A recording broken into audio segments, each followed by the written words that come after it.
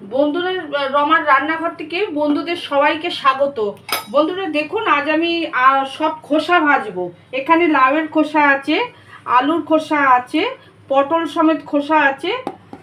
ফোড়নে দেবো 5 ফোড়ন, পোস্ত দেবো গোটা, এখানে দেবো শুকনো লঙ্কা, আর গোটা লঙ্কা শুকনো লঙ্কার যে দানাগুলো সেগুলো দেবো। আপনারা আমার সঙ্গে থাকুন বন্ধুরা। আমি ফোড়ন দিচ্ছি, দেখুন কড়াইতে আমি একটু সর্ষের তেল দিয়ে ভাজবো। তেলটা অল্প দিয়েছি। এখানে আমি শুকনো লঙ্কা দিয়েছি, 5 ফোড়নটা দিচ্ছি। একটু ফোড়নটা হবে বন্ধুরা।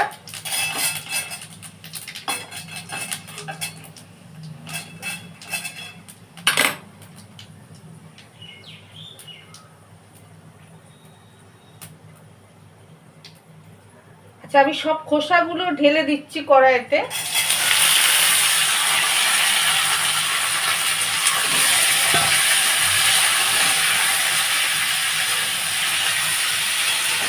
ভাজা হোক বন্ধুরা, আমার সঙ্গে থাকুন আপনারা। এই খোসাগুলো ভাজার আমি নুন দিচ্ছি, দেখুন পরিমাণ মতন। খোসা ভাজাগুলোতে 1/2 চামচের কম দিয়েছি। হলুদ দিচ্ছি 1 চামচ, ছোট চামচের। আচ্ছা, এখানে লঙ্কার দানা আর পোস্ত যে আছে সেটা দিয়ে দিচ্ছি এখানে। থাকুন বন্ধুরা আপনারা আমার সঙ্গে।